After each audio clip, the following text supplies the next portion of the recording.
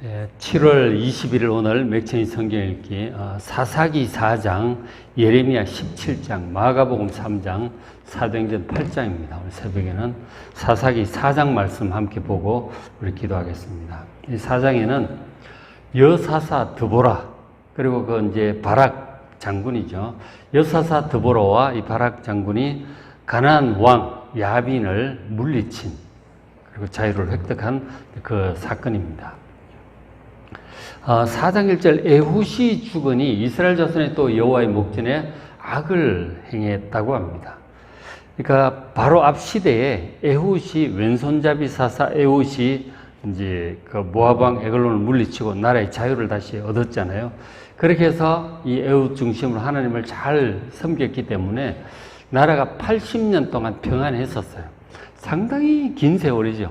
상당히 긴 세월 동안 약탈이나 전쟁 없이 아주 평안하게 잘 지낼 수 있었습니다. 하나님 중심으로 살면 평안하게 살 수 있어요.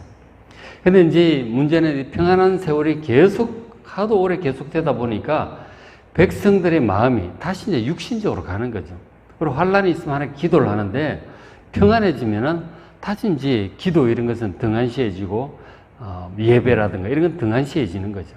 그러면서 육신적인 어떤 즐거움을 구하고 또 세상 풍조를 따라 이방인들과 교제하고 이제 그렇게 하나님을 멀리 떠나가는 거예요. 이방인들과 가까이 하다 보면 그들이 섬기는 것들을 같이 또 섬기게 되잖아요.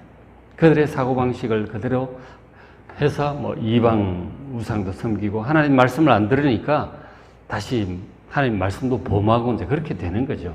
십계명 이런 것도 멀리 가라 그러고 이제 그러고 사는 거예요. 불신자들 비슷하게 이제 그렇게 되어가는 것이죠. 악행을 하게 되는 거잖아요. 그러니까 하나님께서 진노하시죠. 하나님을 예배드리지 않고 말씀 듣지 않고 그냥 육신적으로 세상적으로 살아가면 악행을 행하게 되면 하나님 진노하신다고요. 그래서 2절에 여호와께서 하솔에서 통치하는 가나안 왕 야빈의 손에 그들을 파셨으니 그의 군대 장관은 시스라요. 그리고 야빈 왕은 철병거 900대가 있어요. 지금으로 탱크 같은 거죠. 20년 동안 이스라엘 자손을 심히 학대했어요. 그래서 이스라엘 자손이 여호와께 부르짖기 시작했습니다. 그러니까 하솔은 저 북쪽 가나안이란 말이에요. 근데 그 앞에 이제 세대 여호수아 시대에 그 가나안 땅 점령할 때 북부 지역의 그 맹주가 가장 강력한 왕이 하솔 왕이었어요. 가나안 쪽에. 그 사람들 중심으로 모여가지고 여호수아를 대적을 했는데 다 깨졌죠. 다 이기고 다 박살내고 북쪽 가나안 지역을 하솔 다 포함해서 갈릴리 그쪽 다 포함해서 정복을 해서 땅을 나눠줬던 거예요. 그 지역에 이제 납달리 지파라든가 이런 그죠? 스불론 지파 살고 있는 그 갈릴리 호수 주변에 이제 그쪽이었단 말이에요. 근데 이제 이 백성들이 이스라엘 백성들이 하나님을 멀리 하니까 완전히 여호수아의 발 아래 굴복했던 이 하솔 사람들이 다시 뭉친 거죠. 그때 이제 가나안 지역의 왕이 야빈이었는데 이 사람 중심으로 다시 뭉쳐서 강성해진 것이죠.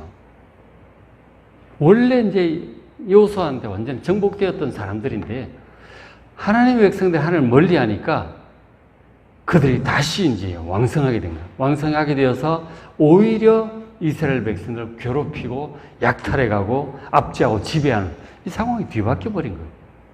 아무리 하나님의 은혜로 평안하고 강성했다 할지라도 하나님과 멀어지고 세상으로 육신으로 나아가게 되면 다시 약해져요. 정복했던 것들에게 다시 점령을 당하게 된단 말이에요. 그래서 가나안 왕 야빈과 그의 군대 장관이 또 시스라가 있었는데 시스라가 아주 용감한 장군이었던 것 같아요. 그래서 그들의 압제를 당하고 있었어요. 그 철병거 900대라고 하는 거는 그냥 말 타고 다니는 기병도 대단한데 철병거는 엄청난 거죠. 굉장히 강력한 무기였으니까. 그런 정도니까 완전히 이제 이스라엘 압제를 당했던 거죠. 그러기를 20년 동안 심히 학대를 당합니다. 다 빼앗기고 농사지으면 다 뺏기고 이렇게 된 거죠.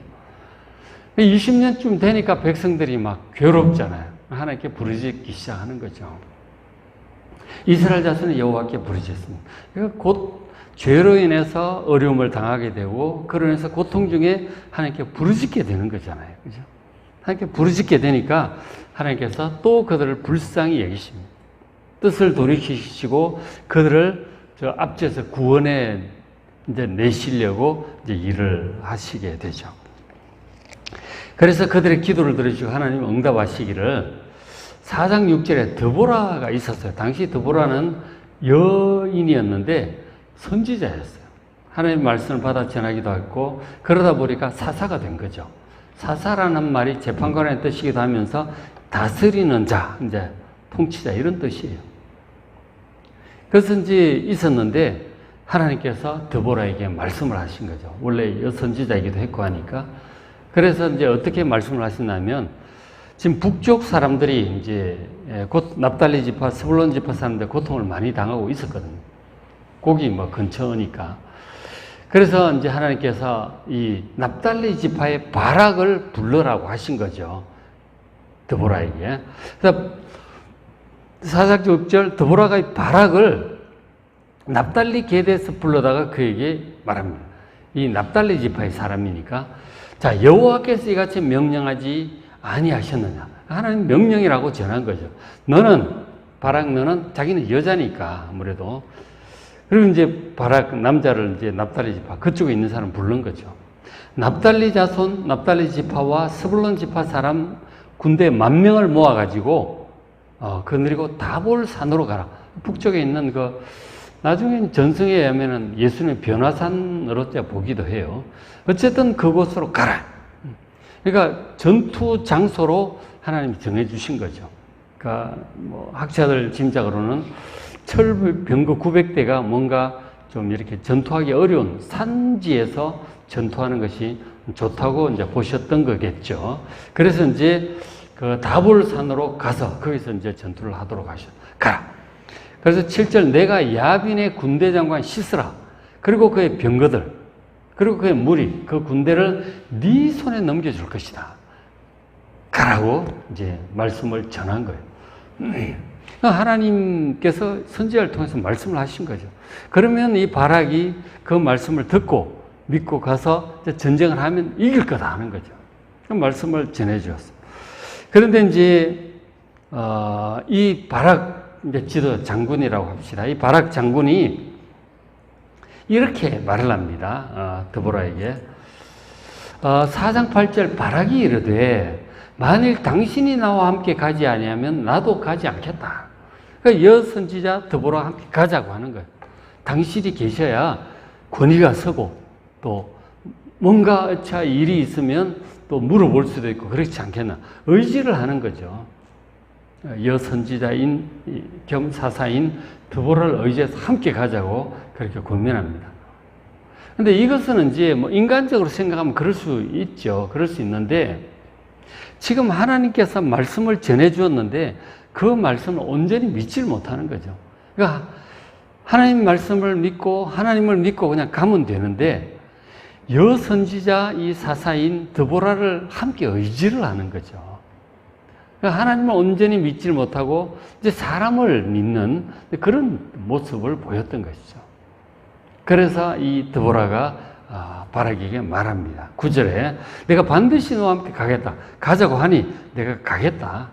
그러나 네가 이번에 가는 길에서는 영광을 얻지 못하리니 여호와께서 시스라를 여인의 손에 파셨기 때문이다. 그렇게 말씀을 해요. 그러니까 지금 이번 전투에서 이기긴 이길 텐데 바락 당신이 최고의 영광을 얻지는 못할 것이다. 왜냐하면 여호와께서 시스라 그 적의 장수를 여인의 손에 파실 것이다.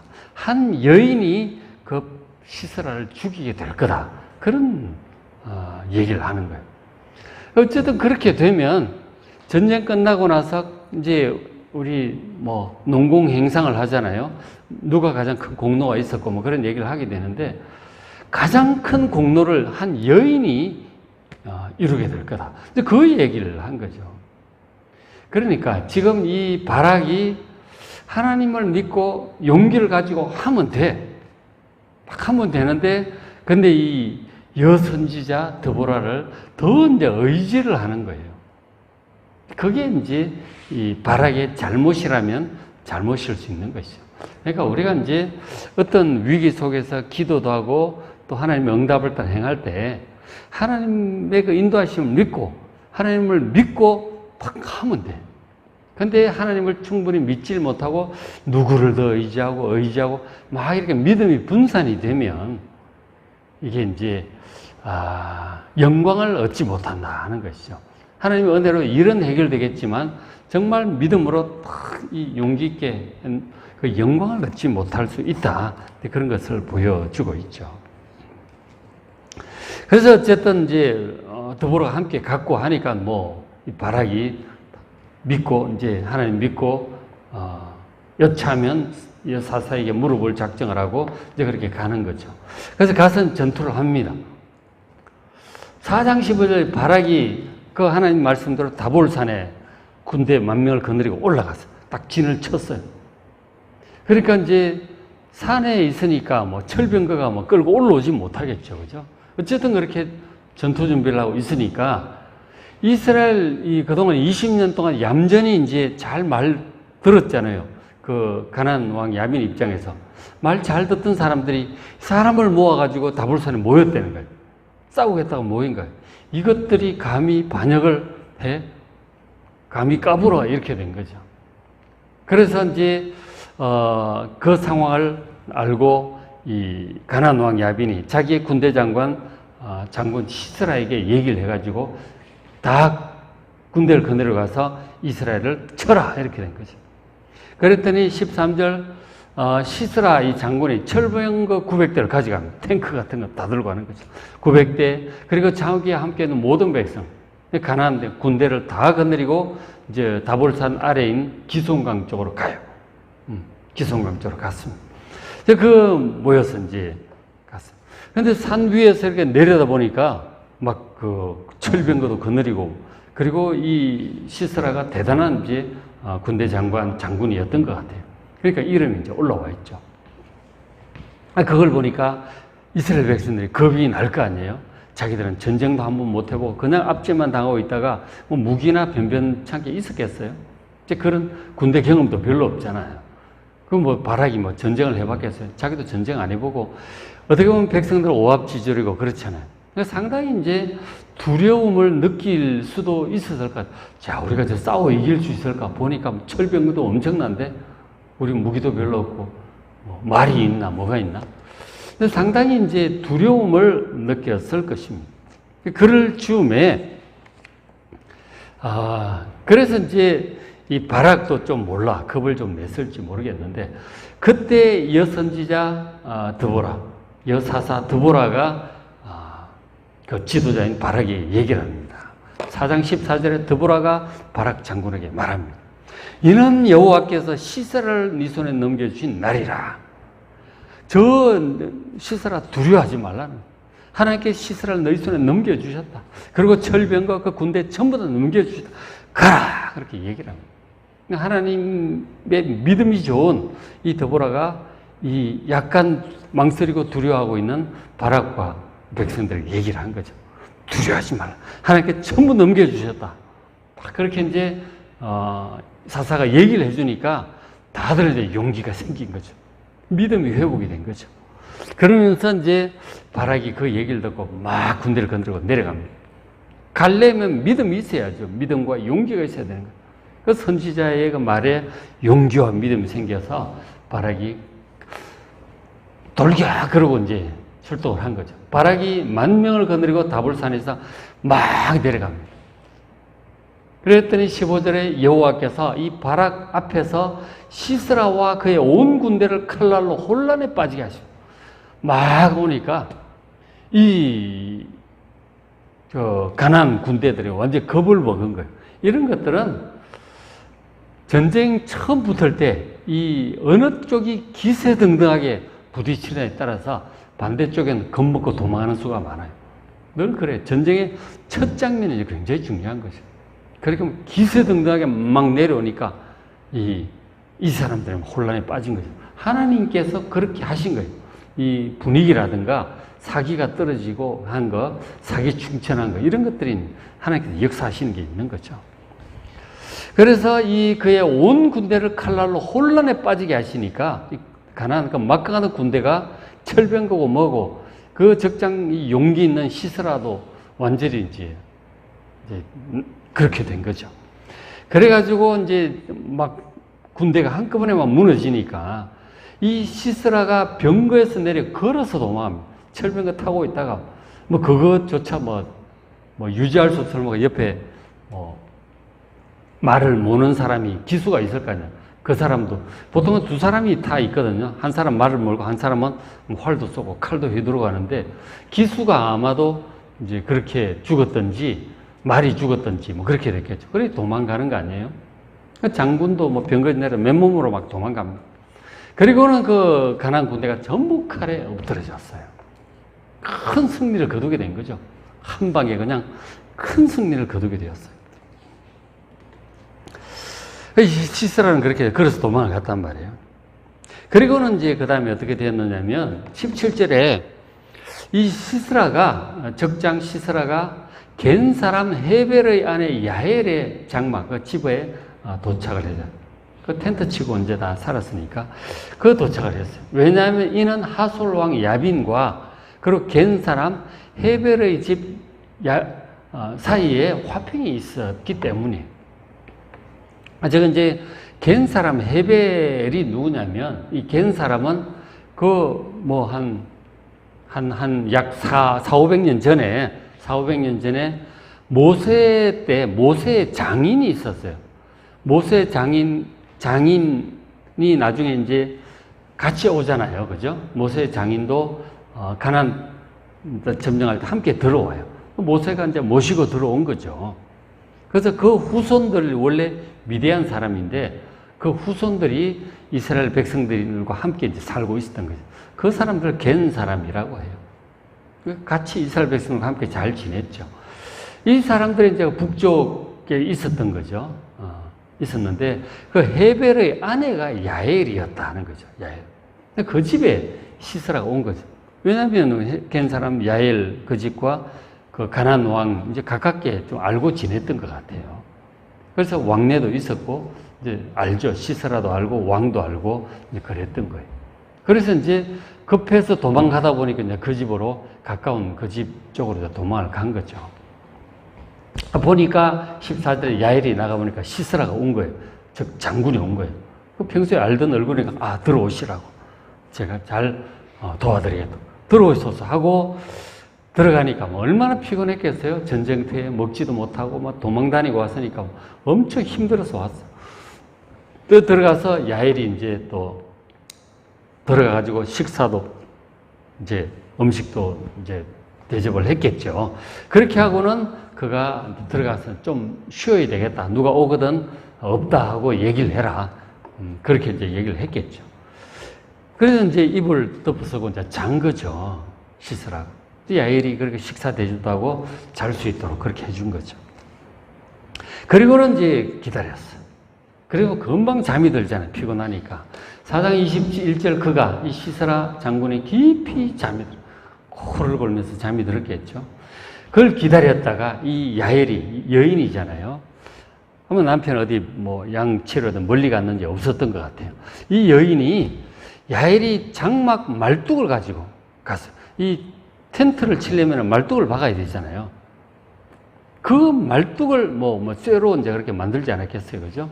그 말뚝을 가지고 한쪽 손에 말뚝을 가지고 다른 손에 방망이를 들고 그 자는 그 머리, 관자놀이가 여기잖아요. 여기다가 말뚝을 꽂아가지고 방망이를 쳐가지고 이제 이 말뚝이 머릿속으로 박혀 들어간 거죠. 그 말뚝을 그 관자놀이에 박으면 말뚝이 꿰뚫고 땅에 박혀요. 힘도 좋았던 것 같아요, 야엘이. 그랬더니 이 시스라가 그냥 바로 죽어버렸어. 그러니까 이 적장 시스라를 그렇게 죽인 거죠. 근데 인간적으로 생각하면 서로 얼굴도 알고 왕래도 하고 그런 사이인데 어떻게 이렇게 참 잔인하게 죽일 수 있느냐. 근데 그런 말을 할 수도 있겠죠. 근데 인간적으로 생각하면 그럴 수 있지만 인간적인 친분보다 더 중요한 것은 하나님의 뜻이에요. 그렇잖아요? 하나님의 뜻이 더 중요한 거예요. 그러니까 인간적으로 생각하면 그렇지만, 그러나 이 시스라 때문에, 그 가난, 이 사람 때문에, 이 용맹한 힘 때문에 이스라엘 백성들이 전부 압제를 받는 거예요. 그쪽에 있던 납달리 지파 사람들, 스불론 지파 사람들, 사람이 몇십만 명 될 거라고요. 그죠? 몇십만 명 되는 그런 사람, 그리고 아래쪽도 마찬가지였겠죠. 얼마나 압제를 한, 20년간 압제한 원흉이었다니까요. 마치 우리나라를 압제했던 일본의 이토 히로부미 같은 그런 사람들이잖아요. 조선 총독 같은 그런 압제의 원흉이었다니까.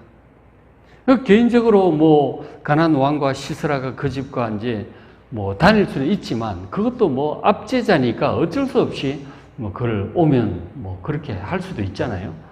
이렇든 저렇든 간에 중요한 것은 시스라를 죽여야 되는 거예요.